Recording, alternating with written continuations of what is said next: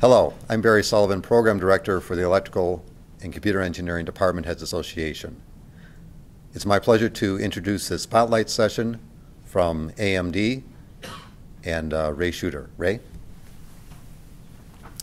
Well, thanks. It's really a pleasure to speak with you this morning, and definitely echo the other speakers' comments that it's impressive to see a full room on a Sunday morning. Definitely an indicator of the passion. So I'm going to talk about a few things today. I'll give an introduction, a little background on me, so you know who I am and what my background is. I'll introduce AMD Fusion and the APU, or Accelerated Processing Unit, for those of you that might not be aware of the APU technology. And then I'll specifically cover the AMD Fusion Centers of Innovation program. So a little bit about my background. I spent about a decade in venture capital and private equity after working in product line management at NVIDIA and starting my career at Hewlett-Packard and R&D at HP Labs. So I run two programs for AMD, AMD's Corporate Strategic Venture Fund, AMD Ventures, as well as the Fusion Centers of Innovation. So a little bit about AMD Fusion and the APU. Essentially, the APU is a combination of a CPU and a GPU and a single die. And with that, a lot of performance advantages, efficiency, power efficiency, form factor, a parallel processing engine, the ability to do serial and parallel processing in the same die, shared memory, high-speed bus for moving data and information between the processor cores. And with the introduction of the AMD APU, we've introduced heterogeneous computing to mainstream applications. So you'll hear about the era of heterogeneous compute, and that's a pretty exciting thing for AMD. And it's not just marketing at this point. I mean, we've shipped a record number of APUs. It's over 30 million units since their introduction in January of 2011. So the AMD Fusion Centers of Innovation. Essentially, this is a program to foster entrepreneurship and commercialization of technology at universities. It's really designed to focus on the innovative developer environment and software performance advancements enabled by heterogeneous computing, as I mentioned. We launched the first FCI at the University of Illinois Urbana-Champaign in January of this year. And we're bridging access to this new heterogeneous computing technology and university innovators and entrepreneurs. We set up an incubation space at the university at the Coordinated Science Laboratory, where we populated a lab with desktops and laptops based on Fusion, an area for students to work and learn about the technology. And to kick things off with the FCI at UIUC, we created a course that's a section of an engineering entrepreneurship course specific to heterogeneous compute, OpenCL, GPU acceleration, general purpose GPU compute, followed by case studies of entrepreneurs that we have funded or worked with who have built software and applications companies leveraging the technology.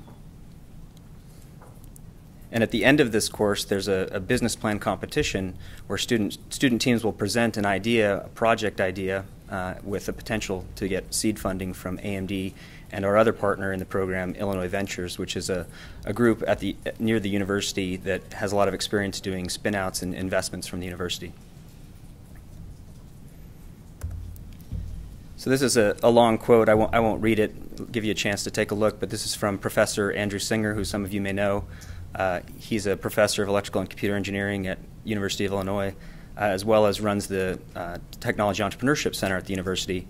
And it was a perfect match for this program and with what he was doing with the Technology Entrepreneurship Center.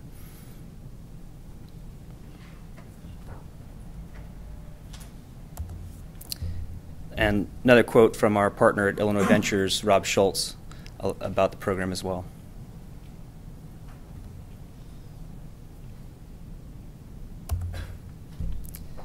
So we plan to expand the Fusion Centers of Innovation to leading universities in both the U.S. and abroad.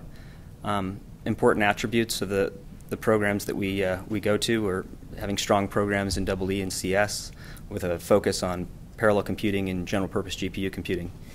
And that's the presentation. As we mentioned, it would be short this time, so have plenty of time for Q&A if you'd like to ask questions.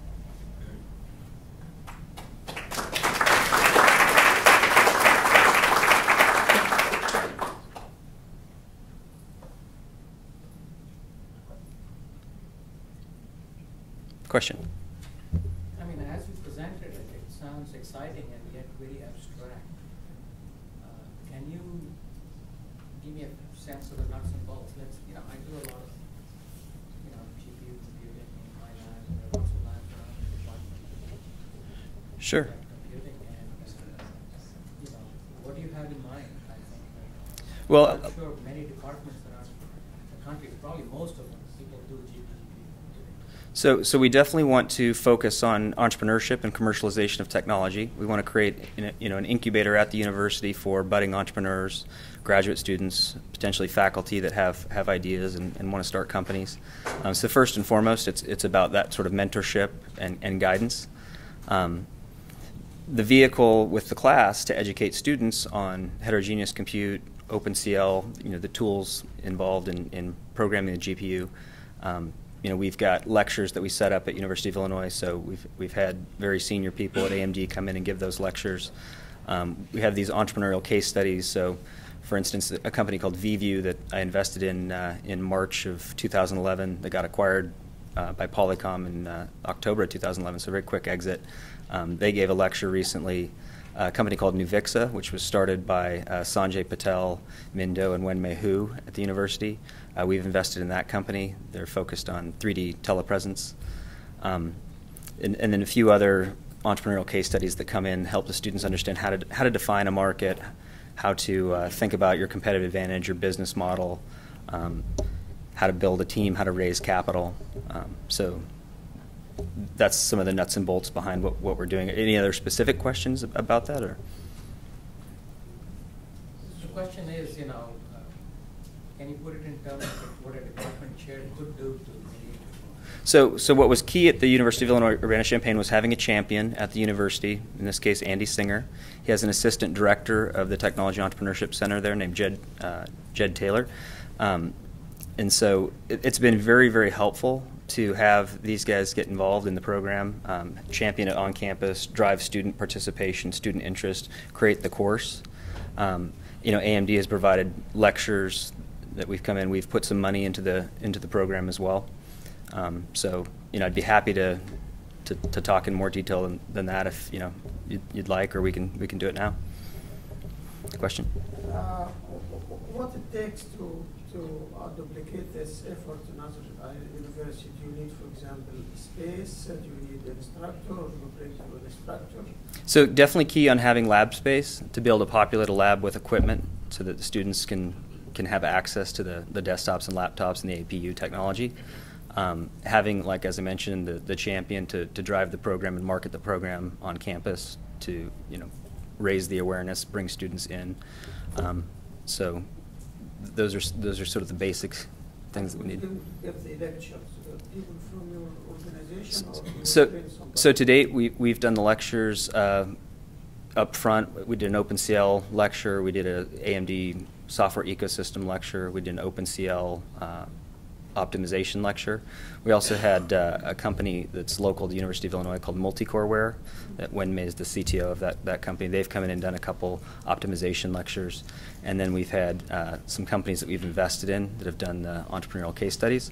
Obviously, to scale the program, we'd like to figure out a way to deliver these lectures probably in a video delivery fashion, as opposed to having people fly around the world to do it.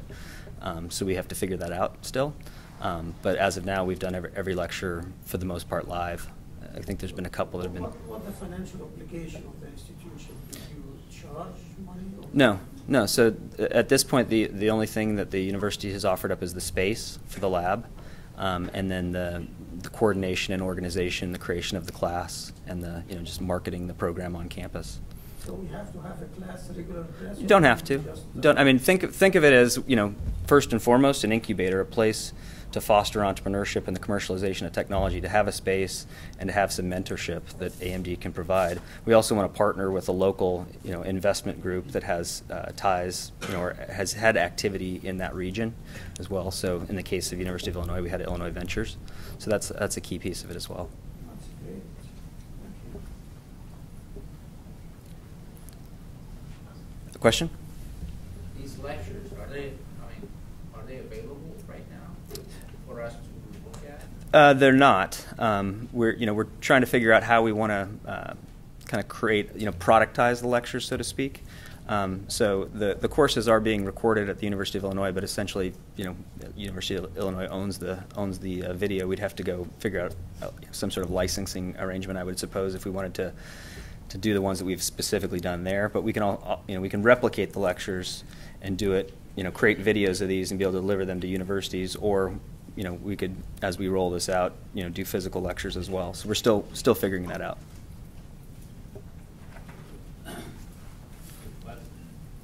Yep. What's the typical size of the seed money? So it can range, but the very smallest, kind of $25K to build a prototype, that sort of thing. AMD Ventures, the corporate strategic venture fund I manage, will invest anywhere from $250K to $5 million in companies, but they're typically a little more mature. Prototype's already been built. Maybe there's an early pilot customer, and something that would be a raw seed stage project, it would be, 25, 50K to get something off the ground. How do you handle IP issues? So if there's, if it's pre-existing IP, something that's been developed there, then that would obviously have to be worked through the, commercialization and IP office to license the technology. But if it's new IP being developed, not an issue. In the case of Nuvixa, right, there was some IP there that was developed at the university that essentially just got licensed from the university. I guess one thing I should mention as well, I should have in the talk, we're having our second annual Fusion Developer Summit this June in Bellevue, Washington. It's June 11th to June 14th.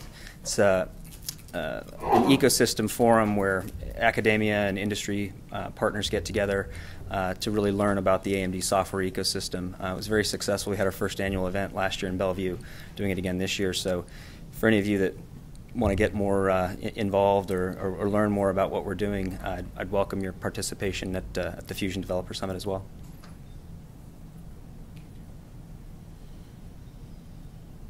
Any other questions? Okay, Ray, Great. thank you. Thanks.